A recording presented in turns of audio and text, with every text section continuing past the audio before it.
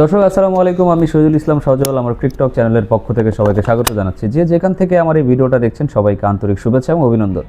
আমি আগেও বলেছিলাম, আবারও বলছি, পাকিস্তানের মতো বাটপার বরবাদ ভণ্ডমার্কা দেশ, ভণ্ডমার্কা প্রতারক একটা দেশ আমি আমার লাইফে কখনো দেখি নাই। যাদের কারণে এবার বাংলাদেশের ক্রিকেটটা এইভাবে ক্ষতিগ্রস্ত হয়েছে তাদেরকে ভাই কোনোভাবেই ক্ষমা আমি কখনোই করব না। কারণ আমাদের আবেগের একটা জায়গায় হচ্ছে বাংলাদেশের ক্রিকেট, আর এই বাংলাদেশের ক্রিকেটটাকে পাকিস্তান যেমনি ইচ্ছা তেমনি খেললো।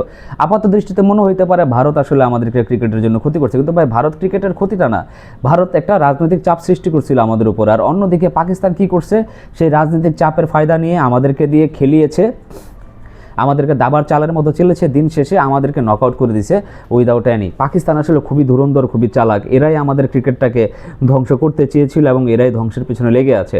আপনি একটা জিনিস চিন্তা করেন যে এখানে আমিনুল ইসলাম বুলবুল নিজে এসে বুক ফুলিয়ে সিনা চাপড়ে বাংলাদেশে বলেছিলেন ভারত পাকিস্তান ম্যাচ আয়োজনের পেছনে আমিনুল ইসলাম বুলবুলের ক্রেডিট অনেক বেশি, তাকে ক্রেডিট দিতে হবে। ঠিক আছে, সেইখানে মহসিন নাকবি কিন্তু তাকে কোনো ক্রেডিট দিলেন না।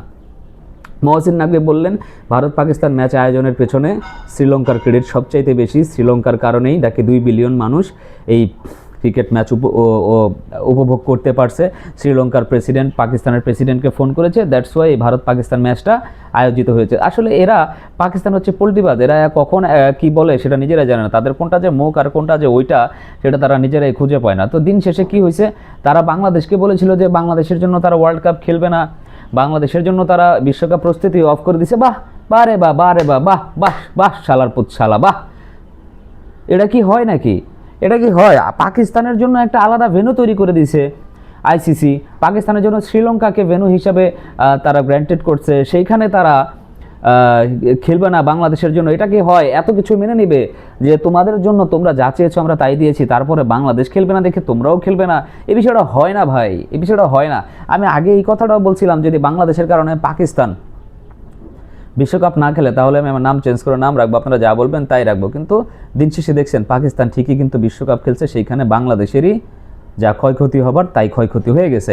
তো আমি এই কথা এখন বলছি, আগেও বলেছি, ভবিষ্যতেও বলবো, পাকিস্তানরা আমাদের সাথে সবসময় মোকারি করে, তারা সবসময় আমাদের সাথে একটা রাজনৈতিক ফায়দা লুটার জন্যই আমাদের সাথে একটা সম্পর্ক তৈরি করে। তারা আমাদেরকে কিছু তো দেয়ই না, বরঞ্চ তারা আমাদেরকে নিজে থেকে গুতাইতে থাকে, কারণ তারা নিজেরাও ভারতের সাথে লড়াই করে পারে না, বরঞ্চ তারা চায় যে আমাদেরকে নিয়ে ভারতের উপর একটা চাপ সৃষ্টি করার জন্য। কিন্তু এই চাপ সৃষ্টি করে আসলে লাভ কি? খেলাধুলার ব্যাপারে আর চাপ সৃষ্টির কি আছে? রাজনৈতিক সম্পর্ক আলাদা, খেলাধুলার সম্পর্কটা আলাদাই রাখা উচিত ছিল। আমার কাছে মনে হয় ভারত পাকিস্তান বাংলাদেশ সবাই একটা ভুল করে গেছে এই জায়গাতে, যেখানে বাংলাদেশের দিন শেষে আসলে ক্ষতিটা হয়েছে। এখানে পাটা হয়েছে হলে ভারত, পোতা হয়ে গেছে হচ্ছে পাকিস্তান।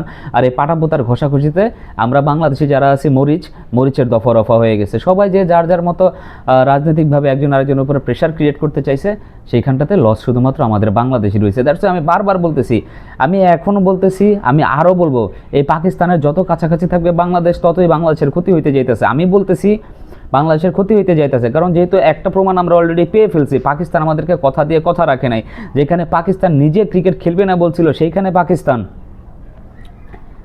খেলতেছে, হারতেছে অলরেডি। তারা নাকি বলছিল বাংলাদেশের জন্য তারা ম্যাচ উৎসর্গ করবে। কইরে ভাই, এমন কোনো বক্তৃতাতে তো শুনলাম না দে আর মানে কি বলে স্যাক্রিফাইসিং দেয়ার উইন টুয়ার্ডস বাংলাদেশ, এরকম তো কোনো কিছু শুনলাম না। আর উৎসর্গটা করবে কি? হাইরেই তো বসে আছে, ভারতের সাথে 61 রানের একটা বিশাল হারছে, হারার পরে তো আর উৎসর্গ করার মতো কিছু থাকে না। হার তো অবশ্যই তারা উৎসর্গ করতে পারে না, আর করলেও করতে পারেন, কোনো সমস্যা নাই। যেখানে আমরা বিশ্বকাপ খেলতেছি না সেখানে তো আপনারা খেলতেছেন, তো হার উৎসর্গ করলেও করতে পারেন, যে গলাগুলি ধরে কাঁপতে পারতেন বাংলাদেশিদের সাথে, তাইলে একটা বিষয় ছিল। তো কিন্তু আসলে আপনারা তা পারেন না। কথায় আছে না যে, ওই যে একটা কথা আছে, ভাত পায় না চা খায়, সাইকেল নিয়ে ইয়ে করতে যায়। তো এই হচ্ছে বিষয় আপনারা নিজেরা ম্যাচই জিততে পারেন না, বাংলাদেশের জন্য আপনারা প্রতিটা ম্যাচ উৎসর্গ করবেন। এই উৎসর্গ করলে কি আর না করলে কি বেটা? আমরা তো বেটা খেললেই তোদের চাইতে ভালো খেলতাম, আমরা খেললে তোদের চাইতে ভালো খেলতাম, আমরা খেললে তোদের চাইতে ভালো ক্রিকেট উপহার দিতে পারতাম। এটা আমি বিশ্বাস করি, এটা আমি পার্সোনালি বিশ্বাস করি।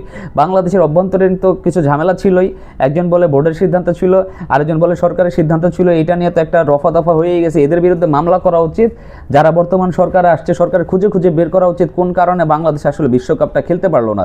এগুলো খুঁজে খুঁজে বের করে এদের পিছনে যে ধরনের লোকজনগুলো আছে এদেরকে ভাই 14 শিখের পিছনে পাঠানো উচিত, 14 শিখের পেছনে পাঠানো উচিত। আমরা যারা সাধারণ মানুষ আছি, যারা রাজনীতি বুঝি না, আমরা বুঝি কিছুটা বিনোদন, আমাদের দৈনন্দিন লাইফে কিছুটা বিনোদন দরকার। আর সেই বিনোদন যারা আমাদের কাছ থেকে কেড়ে নিচ্ছে বাংলাদেশের ক্রিকেট খেলাটা বন্ধ করে দিয়ে, কোনোভাবে জাতি ক্ষমা করবে না, কোনোভাবেই জাতি তাদেরকে ক্ষমা করা উচিত হবে না। আমি আবারও বলছি যে পাকিস্তানের এই ছলনায় না পড়ার জন্য যারা আমার ভিডিও দেখতেছেন দর্শক, তারা মনে রাখেন পাকিস্তান কিন্তু ছলনা করে, পাকিস্তান ছলনা করে আপনার কাছ থেকে সব কিছু লুটে পুটে নেবে। মানে ওই যে একটা কথা আছে, রান দেখাবে কিন্তু আপনার কিছু দিবে না। পাকিস্তান আপনাদেরকে রান দেখাইছে, পাকিস্তান আপনাদেরকে গাছে তুলে দিয়ে মই সরাই নিয়ে ভাগছে। এই হচ্ছে পাকিস্তান, এইটাই হচ্ছে পাকিস্তানের আসল চরিত্র, আসল ব্যবহার। এটা মাথায় ঢুকায় নেন, যত তাড়াতাড়ি মাথায় ঢুকায় নেবেন তত তাড়াতাড়ি আপনাদের জন্য মঙ্গল।